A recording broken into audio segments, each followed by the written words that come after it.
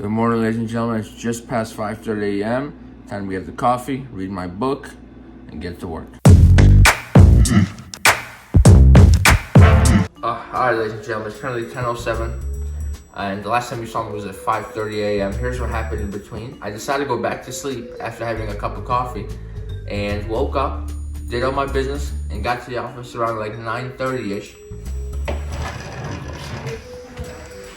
Shit, garbage can back there.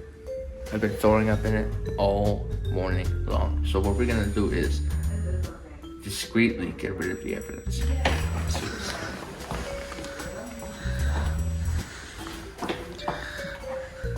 There's no body, there's no crime.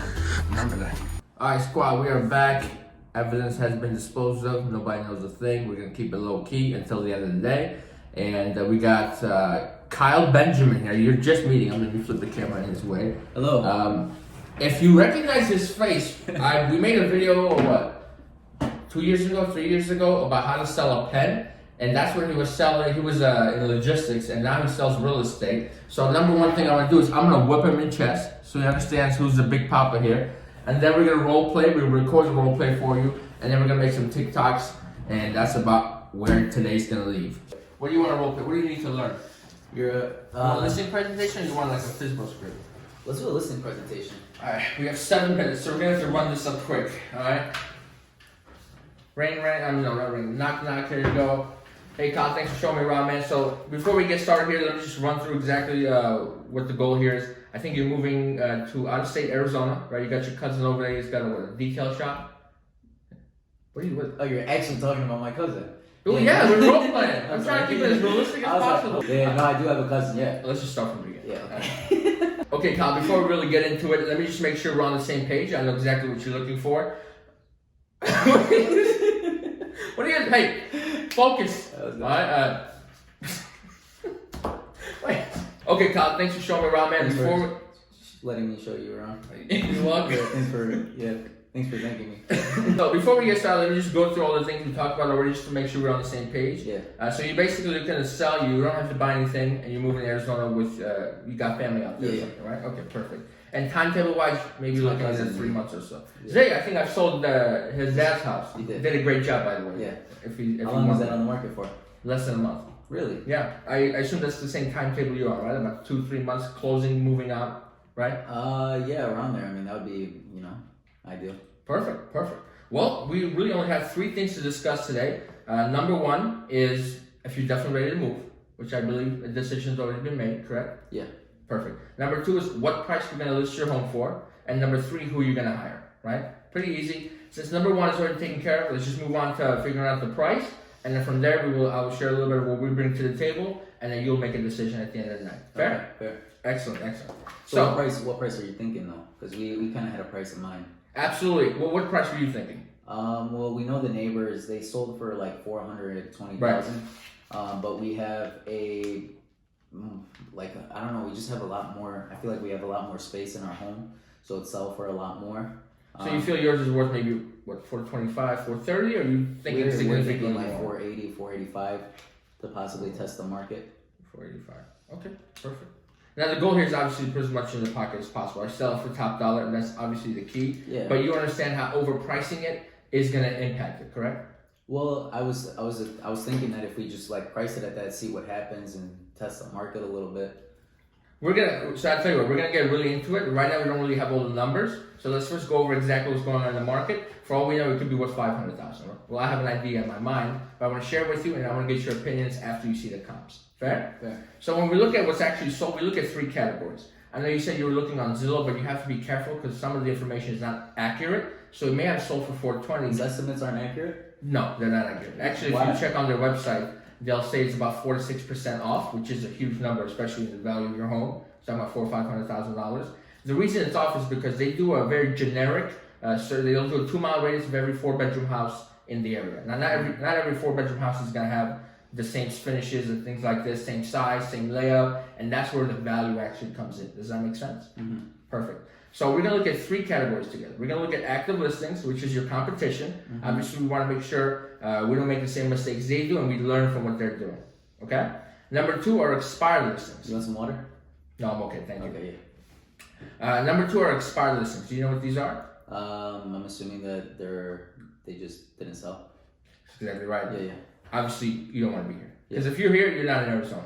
Yeah, true, right? True. So this basically. What's the reason why they get expired? What would you think? So majority of the time, there's 2 reasons. Okay, number 1 reason is they're overpriced, which is why we want to make sure we look at the numbers properly and we don't go too high. Yeah. And number 2 is just poor marketing, right? So fortunately, you have me, so we're gonna get both of those done. You're gonna move relatively quickly. Okay. Now, section number 3, these are the sold homes, right? This is really what we're gonna focus on today because this is reality, right? This is what's actually happening. Whereas active listings are just people shooting out random numbers. It means nothing because we can list your home for $1 million. Doesn't mean we're gonna get $1 million, right? Right.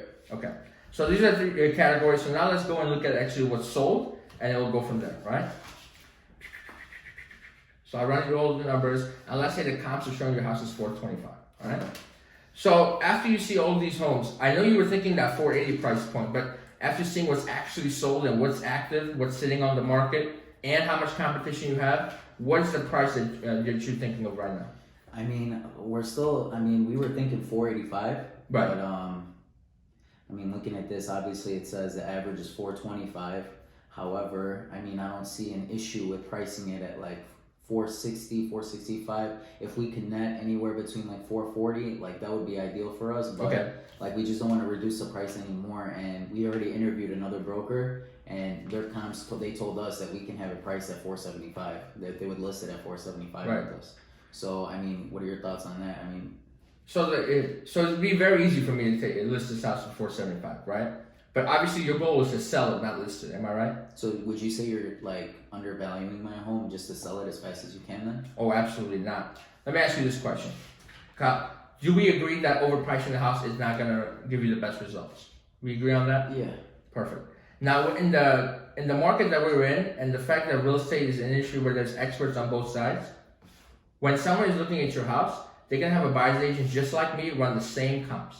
And when they see you asking 475, they're going to compare you with other homes asking 475. And as you saw the competition, a little bit bigger, a little bit more updated. These are some things we cannot change, right? So what they're going to do is they're going to say, you know what, we're going to wait it out because inevitably they're going to lower the price. Now, once you sit on the market for 30 days, 40 days, 50 days, 60 days, now you become the house that nobody wants, and you have to sell for less than even the 440 that is your net price. So you're saying if I'm priced at a right price, it'll just cause more people to look at my home, cause more traction. Look at it this way, right? It's a win-win versus a lose-lose, right? If let's say we price it at 475 and the market is accurate and it's really worth say 425, all that's gonna happen is we're gonna sit on the market, nothing's gonna happen, and we're gonna have to end up selling for less and do multiple price reductions and then just accept whatever terms the buyer gives us. You don't want that, right? No. And then that's worst case scenario. Now, what if we price it at 425 and I'm wrong? Because I'm human, I could be wrong, right? And it's truly worth the 440, 450 that you were expecting. All that's going to happen is everyone that's been looking at houses for up to 450 is going to quickly realize, oh my God, we've never seen a house like this. So we're going to have 5, 10, 20 people come through the house in one weekend, multiple offers, and we can use that as leverage to actually get you even maybe a little bit more than what the house is worth. And that's if I'm wrong. Now, if I'm right and it's truly worth 425, we're going to be at fair market value and we still can expect to sell in less than 30 days. But would you recommend keeping it at like 430, 435 to leave us a little wiggle room for negotiation, or would you? So here's the situation we're with that. reducing the price like 50, 60,000, so. Absolutely. Don't think of it as reducing the price, because I know you had a 480 in your mind, but in reality, we're pricing it where the market is telling us. Because I don't set the price, you don't set the price, right? The market's going to dictate exactly what it's going to sell for. My concern with listing at 435, and we can always try it for a couple of weeks and see if we get any bites. My concern is there's significantly more people with a price point of up to 425 than up to 435, right? Your statistics approve that? Absolutely. Okay. Absolutely. So now, when you're at 425 and you have more of a buyer pool to choose from, that's when you get 2, 3 offers, and maybe that one person maybe only budgets up to 430. They'd be willing to give us that 435 because it's a competitive area. We have multiple offers. Does that make sense? That does make sense. So, and then if, again, like worst case scenario, if we go 435 and we're still 10 grand high, we're going to have the same problem we're going to have at 480, right? Yeah. So we want to avoid that. So you can see how like 425 makes the most sense. Yeah, Are you comfortable with that number moving forward? I am comfortable with it. Would you be comfortable if we were to move forward, and we're gonna take some time to think about this, starting it at 4:30, would you consider that, testing it out, and then if we don't get any feedback within 2 weeks, we can possibly go from there, or what would you? I'd absolutely be open to it, but just keep in mind exactly what I said. That might, the $5,000 extra, I know it's $5,000, but that might actually have a worse impact on you than trying to negotiate down. Okay. Because it's all about exposure. But again, at the end of the day, Kyle, this is your house, right? You're the one that bought it. You're the one that's been paying it off. So if you only list it for 430, I think that's close enough where you're still going to get a little bit of traffic. So we can definitely try for a couple of weeks, but you have to promise me if we don't get the results that we're looking for, we're going to come down. Okay. Fair? Yep. Okay, perfect. So everything's good on the price? We have no other questions? We can move to the next step? Yeah. Okay, perfect. So like I said in the beginning of this convo, 3 things to think about. If you're selling, which decision's been made, what price, which I think we're in agreement on. We're going to try 430 or 425, whatever you let me know at the end of the day. And then now, who's going to sell your house? Mm-hmm. Let me ask you this. You know me decently well, but we haven't really known each other too well. Do you feel confident I can get this home sold for you in a timely manner? Yeah, I'm sure you could, Perfect. along with every other realtor, but... Hey, good answer, good answer. Now, what are you looking for in your realtor? Let me ask you this. Just someone that gets the results. We care about results. We care about someone that has a track record. Right. That's very active, not just reactive. Kind of sits around and just. You want somebody to go out there and hunt for the buyer. Exactly. Okay. And then we just need somebody that does all that with integrity. With integrity. Okay, perfect. Yeah. So it looks like you're looking for me. It's a good one. I got jokes too. I'm just kidding around. So ultimately, you're looking for a professional, for being honest, yeah. right? And you checked. I don't know if you had a chance to look through all my reviews or anything online or my track record. You had some good reviews, but however, we're interviewing some other brokers right now. And then I know this one broker is like on a team. They said something about like they have Right. multiple agents working on our home. And then I do also have a nephew. He's a realtor as well. So, but right now, I mean, your stuff is impressive. We definitely want to take a look at everything and then reach out to you within the next probably 48 hours. Does that sound good for you? Absolutely, yeah. Okay. 2 days is totally fine with me. Have you already interviewed the other agents, or are you We thinking about interviewed it? one agent already, two agents. One agent that wanted to list it at 475. The second agent was with a team. Okay. And they told us that they'll have like 10, 12 other agents working on trying to sell our home. Is that something you actually want? Because when you need to reach out to somebody, when there's a problem, which one of those 12 agents are you going to be dealing with? Just the one, but they said as far as the marketing, like they're all gonna combine their efforts to do that. So what does that mean? Have they explained that to you? yeah, not really elaborately. They just like mentioned that they would leverage all their networks for the price of one. Well, to be honest, I have 20 plus agents in my office and I can leverage that network too, but it's all talk, right? At the end of the day, it's really what you're gonna do on the marketing side, not how many people you have that's gonna get the home sold. Sure. The reason I say that is I don't want someone to come here and take advantage of you and then just to list it on the market like any other person would, right? Here's what I bring to the table that's relatively different. What would you do actively? So here's what we would do. The second we go on the market, the first thing I do is I call the entire neighborhood and let them know we're for sale. Reason for that is nobody knows your neighborhood like your neighbors, right? They may have an uncle that wants to move in, or maybe they want to upsize or downsize, whatever the case is, right? But they want to stay in the same neighborhood. So we give that avenue. Second of all, we do something that's relatively new in the real estate industry. It's called digital marketing, right? Coupled with video. Now, I don't know if you got a chance to look at any of the content I've made, but I do this very elaborate video course where it's entertaining and educational, and it brings in a lot of eyeballs for the home. Eyeballs that you wouldn't have gotten otherwise, and here's why.